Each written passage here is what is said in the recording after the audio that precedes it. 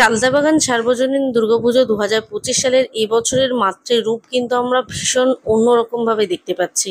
রয়েছে এখানে বাংলা ভাষা এবং বাঙালিকে নিয়ে নানান ধরনের তুলে ধরার ব্যাপার, এবং এই প্যান্ডেলের মাধ্যমে কিন্তু আমরা সেই জিনিসটাই দেখতে পাচ্ছি। এখানে চলছে লাইভ পারফরমেন্স এবং নানানভাবে বাংলা ভাষাকে নিয়ে যে প্রতিবাদ, সেই প্রতিবাদও কিন্তু এখানে তুলে ধরা হয়েছে খুব সুন্দরভাবে। বাংলা ভাষা শুধু এই আধুনিক যুগে নয়, প্রাচীন যুগ থেকেই যে কোন ভাবে ভেঙে এসেছে, গড়েছে নতুন করে বাংলা ভাষা। রামায়ণ মহাভারত এবং সমস্ত জায়গায় নানান ধরনের মনি ঋষিদের কি অবদান ছিল এই বাংলা ভাষার প্রতি, সেই সমস্ত কিছু এই প্যান্ডেলের মাধ্যমে এবছরে আমরা দেখতে পাবো। তো পুরো ভিডিওটা দেখার অনুরোধ রইল। Welcome back to my channel, myself Promoshree. আজকে আরো একটি নতুন ভিডিওর সাথে হাজির হয়ে গেছি। দুর্গাপুজো পরিক্রমা 2025 সালের কলকাতায় যেগুলো বেস্ট প্যান্ডেল, সেগুলোই তোমাদের সঙ্গে আমি তুলে ধরছি। তো উত্তর কলকাতার মধ্যে আরো একটি দুর্গাপুজো পরিক্রমায় তোমাদের সঙ্গে শেয়ার করব, যেখানে আমার সবার প্রথম বলতে ইচ্ছা হয় আমি গর্বিত, আমি বাঙালি, আমি গর্বিত আমার ভাষা বাংলা। তো এই ধারণা, এই কনসেপ্টকে এক্সিকিউট করতে চলেছে পুজো প্যান্ডেলের মাধ্যমে, তারা আর কেউই নয়, চালতাবাগান সার্বজনীন। তো ওদের এবছরের ধারণা এবং ওদের প্যান্ডেল কিন্তু হতে চলেছে থিম আমি বাংলায় বলছি।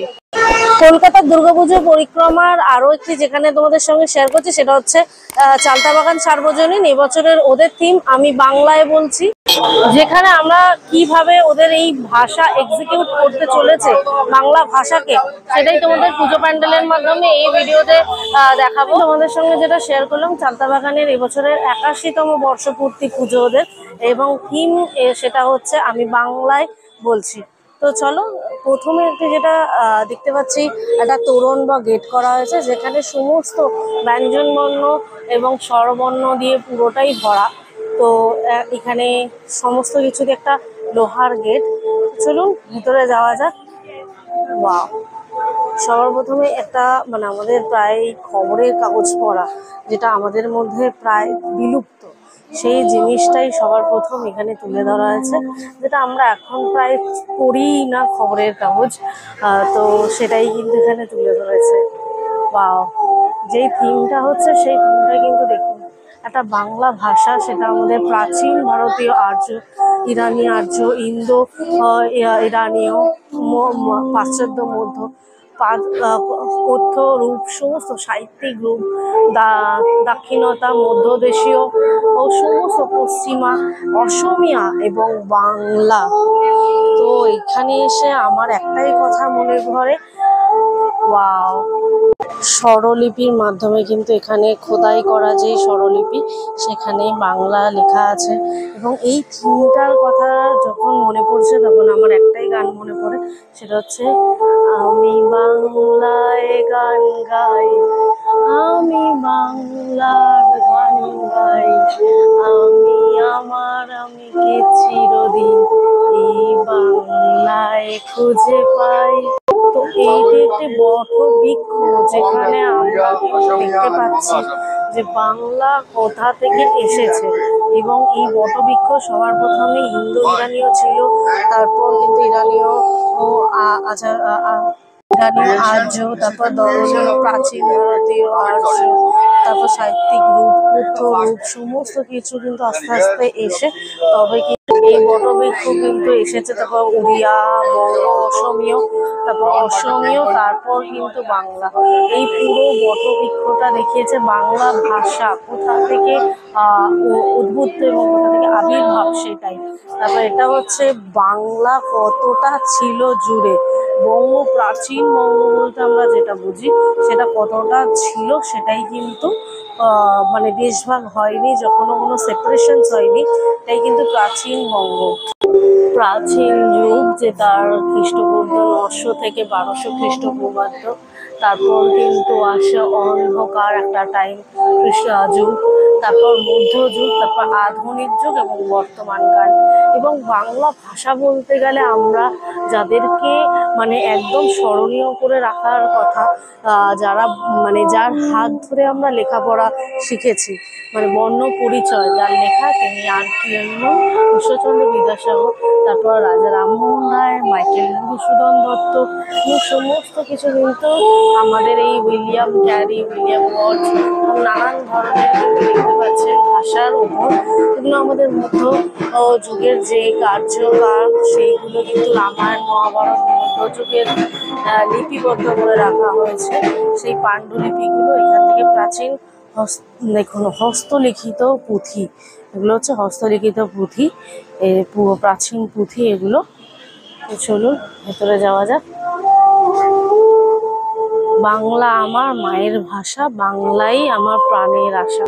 তো রাষ্ট্রভাষা বাংলা চাই, এবং এই নিয়ে আমাদের যে কি বলবো, রাষ্ট্রভাষা বাংলাই চাই, এটা নিয়ে আমাদের যে প্রতিবাদ, সেই প্রতিবাদটা মানে ছিল এককালে, সেটা সেরকম ভাবে নয়, এইটা কিন্তু তুলে ধরা হয়েছে।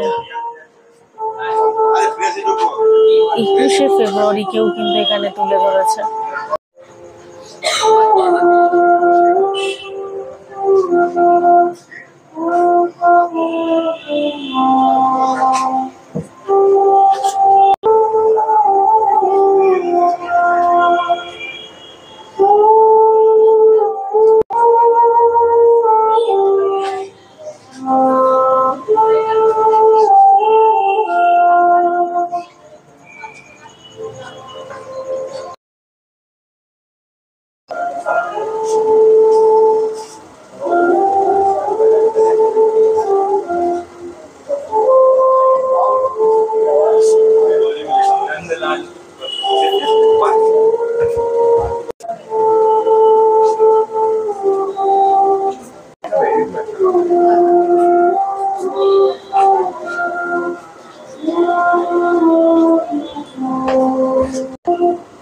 वंदे मातरम सुजलं सुफलं मलयज শ্যামলাং মাতরম, এই গানটি এখানে কিন্তু লেখা আছে।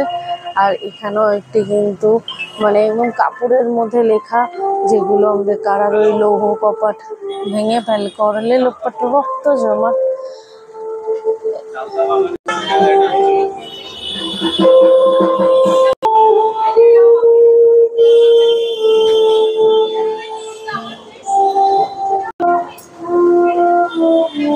কাজী নজরুল ইসলাম, যার কথা না বললেই নয়। আমাদের ভারতের জন্য উনি কম করেননি, বা এই দেশের জন্য উনি কম করেননি। সহজ পাঠের বইয়ের পাতার ছবিগুলো কিন্তু এখানেই আঁকা।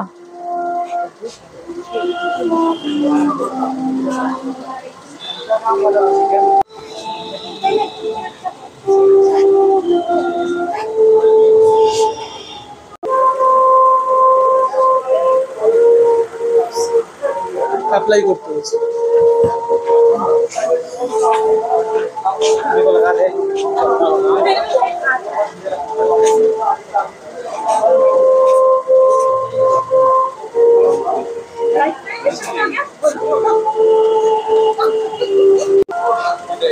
ওয়াও, এই সুন্দর যে যিনি মানুষ, ইনি কিন্তু একজন স্বদেশী ব্যক্তি, যিনি কিন্তু grammar of the Bengali language, মানে যার জন্য আমরা বাংলার ব্যাকরণ পড়তে পেরেছি, তিনি আর কেউ নন, পঞ্চানন কর্মকার।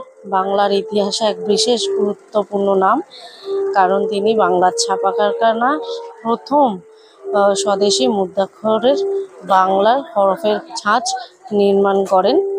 রয়েছে কিন্তু মানে ব্যাগ, পুরো লোহার গড়া কাঁচের ব্যাগ।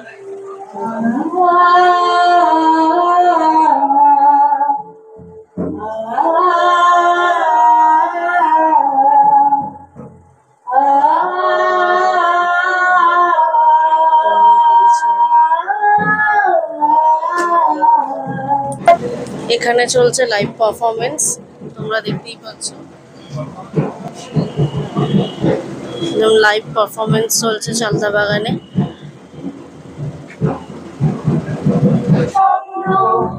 আমি বাংলা বাংলায় আবার জীবনানন্দ।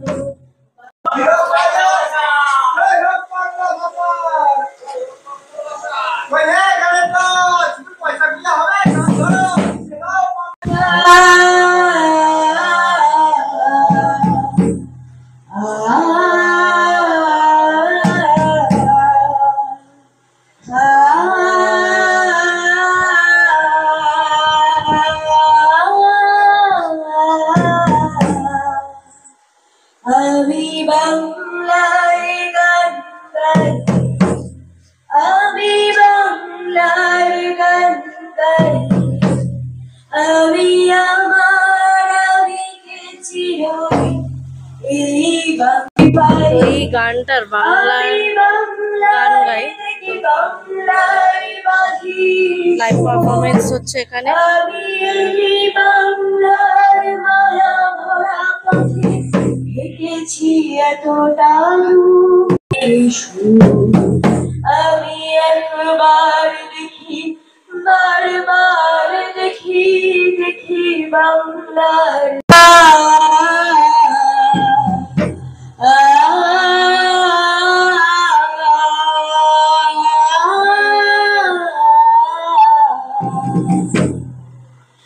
কি অদ্ভুত, তাই না?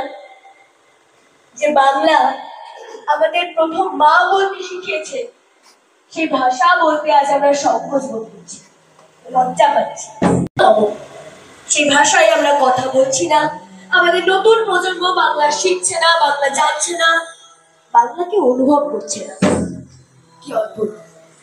আজ থেকে কিছু বছর আগে অব্দিও একটা রীতি ছিল, জন্মদিনে বাংলা উপহার, বাংলা বই, বাংলা সাহিত্য, এসব কোথায় যেন একটা হারিয়ে গেছে। এগুলোর দোষটা কার? আপনার, আমার, নিশ্চয়ই আমার। আজ এই পুজো মণ্ডপে দাঁড়িয়ে মাতৃমূর্তিকে দেখতে পাচ্ছি, তিনি কিন্তু একজন শিক্ষক হিসাবে এখানে রয়েছেন। এই পুরো একটি কিন্তু স্কুল করা হয়েছে, আর এটা হচ্ছে মায়ের মূর্তিকে কিন্তু পুরো টিচার হিসাবে বা শিক্ষক হিসাবে দেখানো হয়েছে। এবং কাছ থেকে কিন্তু দেখাচ্ছি, দেখুন পুরো শাড়িতে কিন্তু আমাদের স্বরবর্ণ ব্যঞ্জনবর্ণ লেখা আছে। মায়ের রূপকে আমরা একটা টিচার বা শিক্ষক হিসাবে দেখতে পাচ্ছি এখানে। আর এখানে যা মানে একদম মায়ের যে ছেলেপোলা বা ছানাপোনাদের দেখতে পাচ্ছেন, তারা কিন্তু স্টুডেন্ট বা এখানে পড়ুয়া হিসাবে রয়েছেন। আর গণেশ কিন্তু এখানে সচরাচর কিন্তু পানিশড হয়েছে, তাই এখানে কিন্তু দাঁড়িয়ে রয়েছে।